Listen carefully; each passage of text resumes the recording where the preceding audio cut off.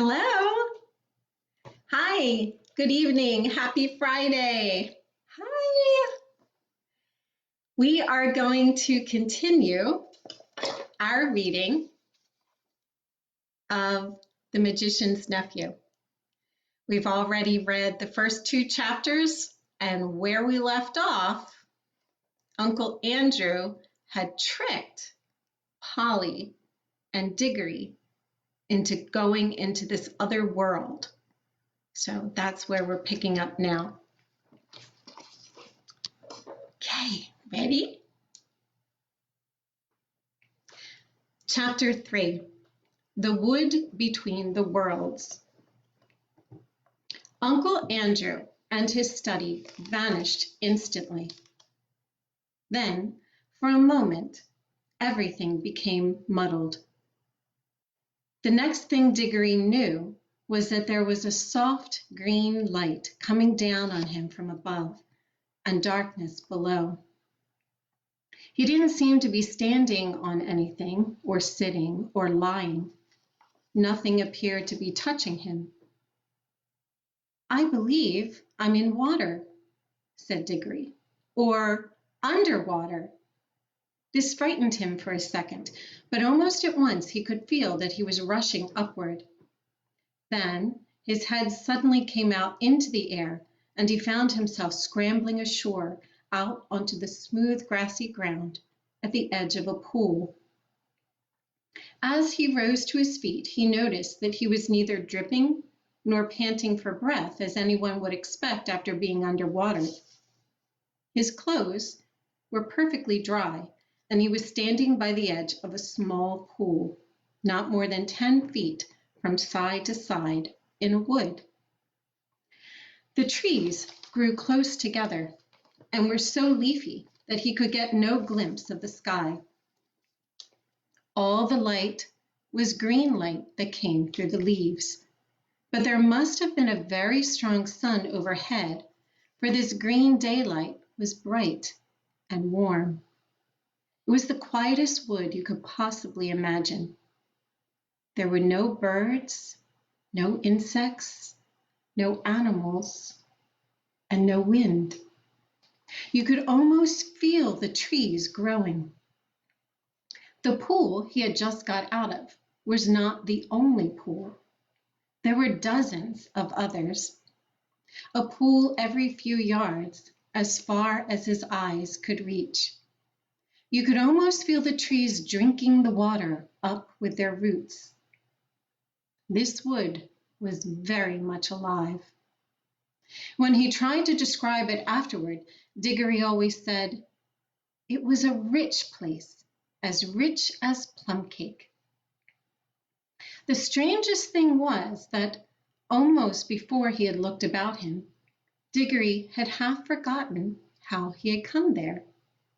At any rate, he was certainly not thinking about Polly or Uncle Andrew or even his mother.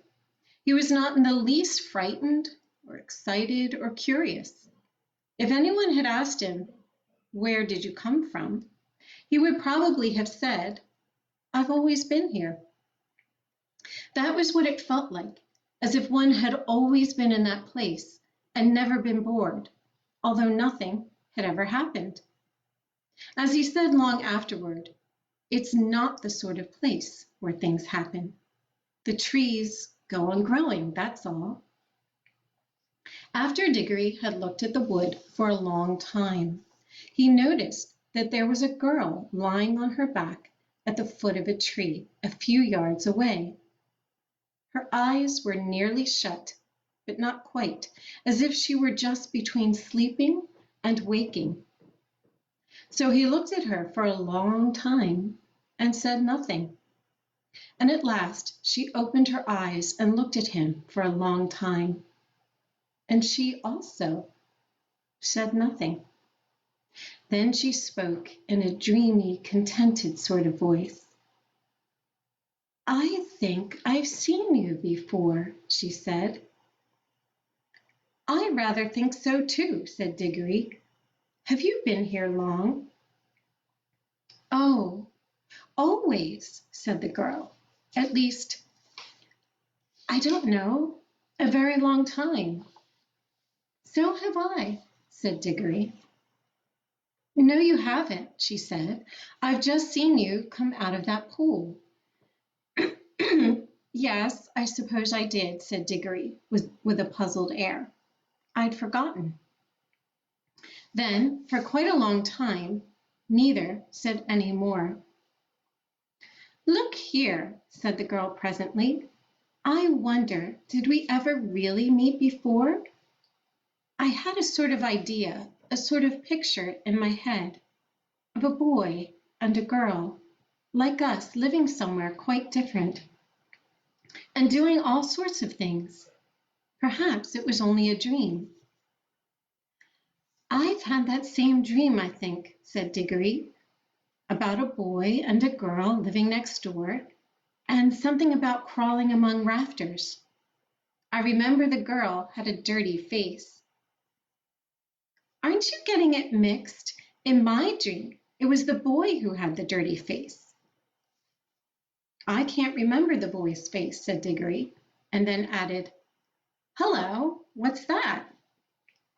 Why, it's a guinea pig, said the girl.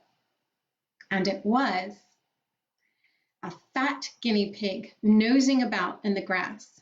But round the middle of the guinea pig there ran a tape, and tied onto it by tape was a bright yellow ring. I'm going to show you the little sketch. I'm going to show my Instagram followers. There's the guinea pig with the ring. Can you see? Look, look, cried Diggory. The ring, and look, you've got one on your finger, and so have I. The girl now sat up, really interested at last. They stared very hard at one another, trying to remember. And then, at exactly the same moment, she shouted out, Mr. Ketterly! And he shouted out, Uncle Andrew! And they knew who they were and began to remember the whole story. After a few minutes of hard talking, they had got it straight. Diggory explained how beastly Uncle Andrew had been. What do we do now? Said Polly. Take the guinea pig and go home? There's no hurry, said Diggory with a huge yawn. I think there is, said Polly. This place is too quiet. It's so dreamy. You're almost asleep. If we once give into it, we shall just lie down and drowse forever and ever. It's very nice here, said Diggory. Yes, it is, said Polly. But we've got to get back. She stood up and began to go cautiously toward the guinea pig. But then she changed her mind. We might as well leave the guinea pig, she said. It's perfectly happy here, and your uncle will only do something horrid if we take it home. I bet he would, answered Diggory. Look at the way he's treated us. By the way, how do we get home? Go back into the pool, I expect. They came and stood together at the edge, looking down into the smooth water. It was full of the reflection of the green leafy branches. They made it look very deep. We haven't any bathing things, said Polly. We shan't need them, silly, said Diggory. We're going in with our clothes on. Don't you remember it didn't wet us on the way up? Can you swim? A bit, can you? Well, not much. I don't think we shall need to swim, said Diggory. We want to go down, don't we? Neither of them much liked the idea of jumping into that pool, but neither said so to the other. They took hands and said, 1, 2, 3, go, and jumped. There was a great splash, and of course, they closed their eyes. But when they opened them again, they found they were still standing hand in hand in that greenwood, and hardly up to their ankles in water. The pool was apparently only a couple inches deep. They splashed back onto the dry ground.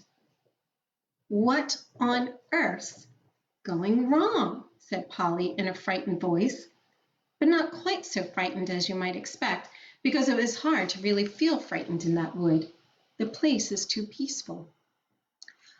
"Oh, I know," said Diggory. "Of course it won't work. We're still wearing our yellow rings. They're for the outward journey, you know. The green ones take you home. We must change rings. Have you got pockets? Good. Put your yellow ring in your left. I've got 2 greens. Here's one for you." They put on their green rings and came back to the pool. But before they tried another jump, Diggory gave a long, "Oh!" "What's the matter?" said Polly. "I've just had a really wonderful idea," said Diggory. "What are all those other pools?" "How do you mean?" "Why, if we can get back to our own world by jumping into this pool, mightn't we get somewhere else by jumping into one of the others? Supposing there was a world at the bottom of every pool." "But I thought we were already in your Uncle Andrew's other world, or other place, or whatever he called it. Didn't you say—" "Oh, bother Uncle Andrew," interrupted Diggory. "I don't believe he knows anything about it. He never had the pluck to come here himself. He only talked of one other world. But suppose there were dozens." "You mean this wood might only be one of them?" "No, I don't believe this wood is a world at all. I think it's just a sort of in-between place." Polly looked puzzled. "Don't you see?" said Diggory. "No. Do listen. Think of our tunnel under the slates at home. It isn't a room in any of the houses. In a way, it isn't really part of any of the houses. But once you're in the tunnel, you can go along it and come out into any of the houses in the row. Mightn't this wood be the same? A place that isn't any of the worlds, but once you've found that place, you can get into them all." "Well, even if you can—" began Polly, but Diggory went on as if he hadn't heard her. "And of course that explains everything," he said. "That's why it is so quiet and sleepy here. Nothing ever happens here. Like at home, it's in the houses that people talk and do things and have meals. Nothing goes on in the in-between places, behind the walls and above the ceilings and under the floor, or in our own tunnel. But when you come out of the tunnel, you may find yourself in any house. I think we can get out of this place into jolly well anywhere. We don't need to jump back into the same pool we came by, or not just yet." "The wood between the worlds," said Polly dreamily. "It sounds rather nice." "Come on," said Diggory. "Which pool shall we try?" "Look here," said Polly. "I'm not going to try any new pool till we've made sure that we can get back by the old one. We're not even sure if it'll work yet." "Yes," said Diggory, "and get caught by Uncle Andrew and have our rings taken away before we've had any fun? No, thanks." "Couldn't we just go part of the way down into our own pool?" said Polly, "just to see if it works? Then if it does, we'll change rings and come up again before we're really back in Mr. Ketterly's study." "Can we go part of the way down?" "Well, it took time coming up. I suppose it'll take a little time going back." Diggory made rather a fuss about agreeing to this, but he had to in the end because Polly absolutely refused to do any exploring in new worlds until she had made sure about getting back to the old one. She was quite as brave as he about some dangers, wasps, for instance. But she was not so interested in finding out things nobody had ever heard of before. For Diggory was the sort of person who wants to know everything. And when he grew up, he became the famous Professor Kirk who comes into other books. After a good deal of arguing, they agreed to put on their green rings. Green for safety, said Diggory, so you can't help remembering which is which, and hold hands and jump. But as soon as they seemed to be getting back to Uncle Andrew's study, or even to their own world, Polly was to shout, "Change!" and they would slip off their greens and put on their yellows. Diggory wanted to be the one who shouted change, but Polly wouldn't agree. They put on the green rings, took hands, and once more shouted, 1, 2, 3, go! This time it worked. It is very hard to tell you what it felt like, for everything happened so quickly. At first, there were bright lights moving about in a black sky. Diggory always thinks these were stars, and even swears he saw Jupiter quite close, close enough to see its moon. But almost at once there were rows and rows of roofs and chimney pots about them, and they could see St. Paul's, and knew they were looking at London. But you could see through the walls of all the houses. Then they could see Uncle Andrew, very vague and shadowy, but getting clearer and more solid looking all the time, just as if he were coming into focus. But before he became quite real, Polly shouted, "Change!"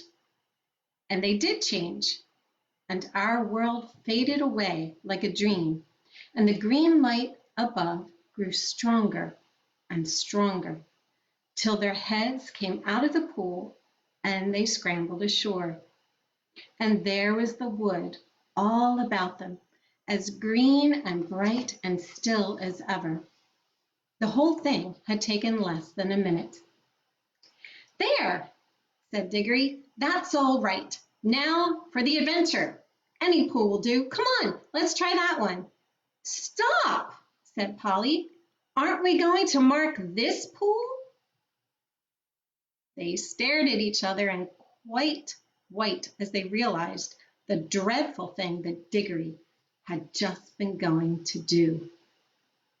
For there were any number of pools in the wood, and the pools were all alike, and the trees were all alike, so if they had once left the pool that led to their own world without making some sort of landmark, the chances would have been 100 to 1 against their ever finding it again.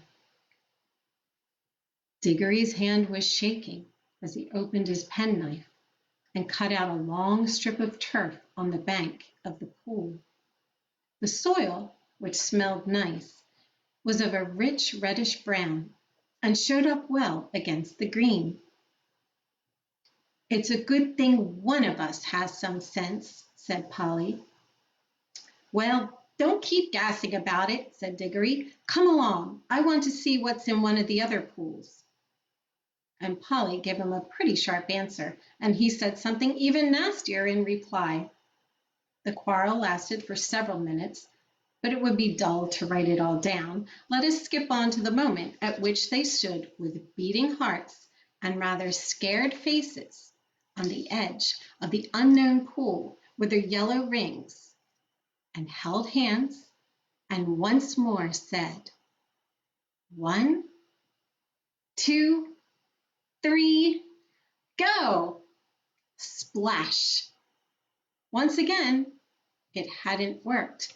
This pool, too, appeared to be only a puddle. Instead of reaching a new world, they only got their feet wet and splashed their legs for the second time that morning. If it was a morning, it seems to be always the same time in the wood between the worlds. "Blast and botheration," exclaimed Diggory. "What's gone wrong now? We've put our yellow rings on all right. He said yellow for the outward journey." Now, the truth was that Uncle Andrew, who knew nothing about the wood between the worlds, had quite a wrong idea about the rings. The yellow ones weren't outward rings, and the green ones weren't homeward rings. at least not in the way he thought.